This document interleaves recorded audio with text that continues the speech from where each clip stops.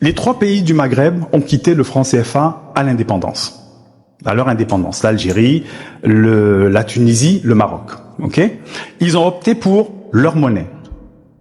Aujourd'hui, ce sont les premiers partenaires économiques de la France. Les populations africaines qui sont utilisatrices du franc CFA n'ont jamais eu l'occasion de participer démocratiquement à un exercice les amenant à choisir leur monnaie, à choisir leurs options monétaires. Ça ne s'est jamais produit.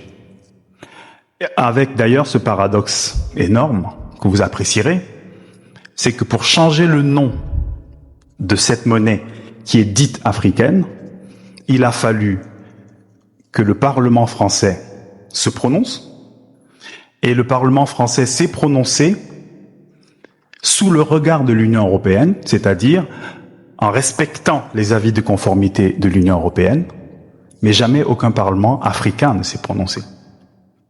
Ça veut dire qu'en gros, l'écho, s'il avait existé ou s'il était amené à exister, pourrait exister par des décisions de Parlement européen ou du Parlement français, approuvées par l'Union européenne, sans avoir à requérir l'avis des parlementaires, ne serait-ce que vos collègues africains. Je pense que c'est quand même une question à laquelle vous pourriez aussi, en tant que parlementaire et représentant du peuple, vous pourrez vous poser aussi quelques questions. Ce que je souhaite mettre en avant ici, et mon accroche va dans ce sens-là, c'est le fait que la monnaie va au-delà de la question purement économique, de la question du lien, disons de la tenue d'un taux de change qui serait à l'équilibre ou pas à l'équilibre, etc. La monnaie va bien au-delà de cela. Et même l'économie va au-delà de ça. Aujourd'hui, une des monnaies qui maintient son niveau par rapport au dollar, c'est le kwacha de la Zambie. Et pourtant, l'économie zambienne va très mal.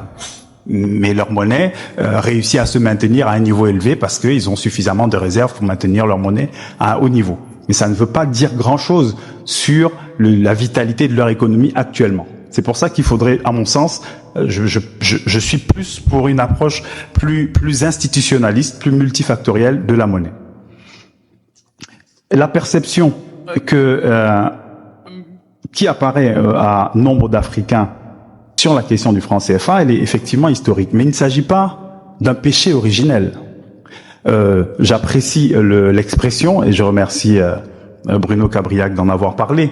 Il s'agit d'une constitution. Ce n'est pas un péché qui se serait produit à un moment donné, mais c'est une forme de génétique de la zone. Elle est constituée avec un certain nombre de principes qui sont des principes de la colonie. Ces principes, quand on dit que ce sont des principes de la colonie, ce n'est pas une agression verbale. C'est un fait d'abord historique, mais c'est aussi une rationalité. C'est-à-dire que vous avez un empire, vous voulez donner un visage à votre empire, et qu'est-ce que vous faites ? Entre autres, il y a des frontières, il y a des signes monétaires qui vont se distribuer au sein de l'empire. Il y a une banque qui va réguler la circulation monétaire, aussi bien en métropole que dans les colonies. Donc en réalité, les 4 principes cardinaux, à savoir la centralisation des réserves, l'arrimage fixe à un taux de change, etc., la libre transférabilité des fonds, des capitaux, ce sont des principes qui sont des principes naturels à un empire et qui sont naturels à une colonie. Et ces principes sont aujourd'hui encore fonctionnels. Ce qui, évidemment, pour les Africains, entretient l'idée d'une colonialité monétaire. C'est-à-dire qu'on est passé d'une situation de colonie à une situation indépendante, mais avec les mêmes principes que les principes de la colonie. D'autant plus qu'il n'y a pas eu réellement de sollicitation des parlementaires, des peuples, etc., pour approuver ces passages-là. On est arrivé même à un énorme paradoxe aujourd'hui.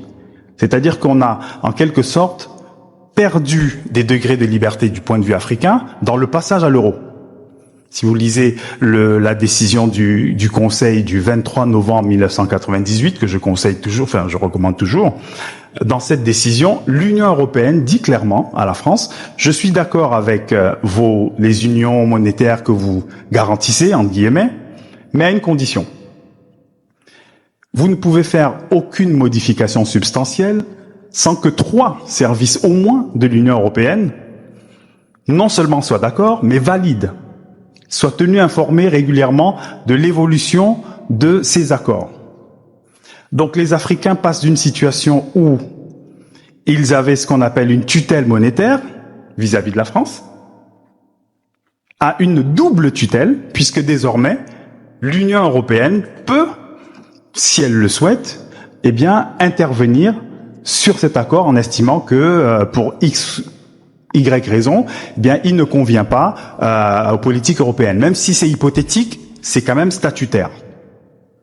Donc on passe, avec le temps, plutôt que de gagner en liberté, en indépendance, entre guillemets, eh bien, on se retrouve avec un système qui n'est plus vraiment colonial, mais qui est quelque part hyper colonial. C'est-à-dire que la colonialité, c'est redistribué sur l'ensemble des pays européens, puisqu'ils ont droit, chaque pays a droit de décider ou de s'opposer éventuellement à n'importe quelle décision qui pourrait être prise par les Africains ou même par la France. Et il faut préciser que cette décision du Conseil européen s'adresse à la France. C'est d'ailleurs, je crois, c'est le dernier article, il y a 7 articles. Ce qui voudrait bien dire que cette décision de l'Union européenne fait des pays africains une forme de colonie monétaire. Parce qu'en fait, dire qu'ils ne peuvent pas, en gros, bouger le taux de change, ils ne peuvent pas décider de, par exemple, d'intégrer un autre pays de la zone sans avoir l'avis, d'abord, l'accord de la France, et que la France remonte cet accord au niveau de l'Union européenne, explicitement au niveau de la Banque centrale européenne, au niveau du Comité monétaire et financier, au niveau de la Commission. Donc 3 instances. Donc c'est difficile dans un tel contexte d'imaginer qu'on parle de souveraineté monétaire. Mais avant de parler de souveraineté monétaire, il faudrait aussi, et je pense que tous les panélistes ici connaissent la question même de la souveraineté avant d'être monétaire.